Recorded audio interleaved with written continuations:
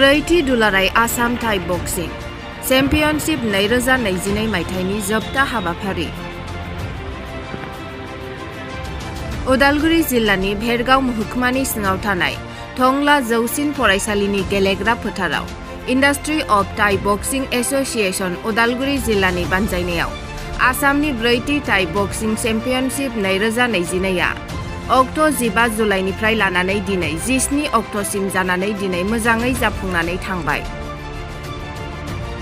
उदालगुरि जिल्ला Thai boxing आफादनि बानजायनायाव आसामनि 21 जिल्लानिफ्राय खमैबो 300 सोद्रोमाफोरा बाहागो लादोंमोन। देरहासार बान्था होखांनाय लोगो लोगोनो हारिमु दिन्थिफुंनाय हाबाफारिबो लानाय जादोंमोन।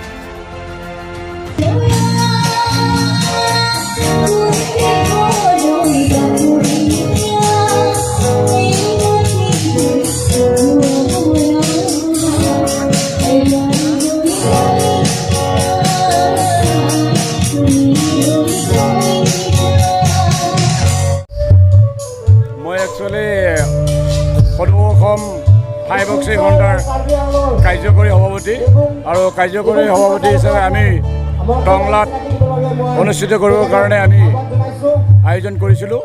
যিহেতু মই থাই বক্সিং সন্থাৰ কাৰ্যকৰী সভাপতিলৈও মই উদযাপন সমিতিৰ ঠাইৰ মই অৰ্থাৎ টংলা ক্ৰীড়ানগৰীৰ মই লোকেল মানুহ হিচাপে আয়োজক সমিতিৰ লগত মই ওতঃপ্ৰোত জড়িত হিচাপে লাগি আছিলোঁ। আৰু আমি 15, 16, 17 জুলাইৰ পৰা আৰম্ভ কৰিছিলোঁ। আজি তৃতীয় দিনা আমি 15 তাৰিখৰ পৰাই যেনেধৰণে ৰাইজৰ সহযোগ পাইছোঁ বা ক্ৰীড়াপ্ৰেমীসকলৰ সহযোগ পাইছোঁ ভাল লাগিছে আৰু ভৱিষ্যতে এনেকুৱা সহযোগ পাম বুলি ভাবিছোঁ।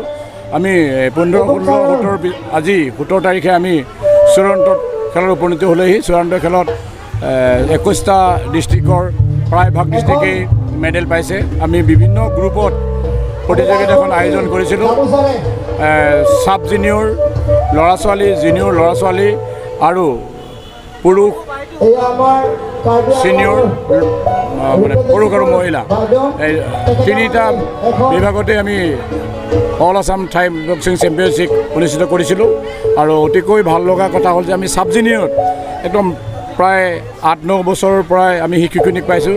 তেওঁলোকে বহুত ধুনীয়া খেল প্ৰদৰ্শন কৰিছে আৰু তেওঁলোকৰ প্ৰদৰ্শনতে আমি মুগ্ধ হ'বলৈ বাধ্য হৈছোঁ।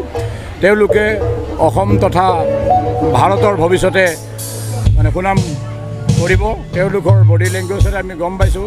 তেওঁলোকক যদি অসম চৰকাৰেই হওক ভাৰত চৰকাৰেই হওক যদি তেওঁলোকক ভালদৰে সুবিধা এটা দিয়ে বা গভৰ্ণমেণ্টলি তেওঁলোকে হেল্প কৰে তেতিয়াহ'লে সেই শিশুসকল ভৱিষ্যত বহু আগুৱাই যাব পাৰিব। সেইকাৰণে মই চৰকাৰক আবেদন কৰিছোঁ যাতে ভৱিষ্যতে আমাৰ all Assam Thai boxing association আগবাঢ়ি যায়, তাৰ কাৰণে চৰকাৰে সহায় সহযোগ কৰিব।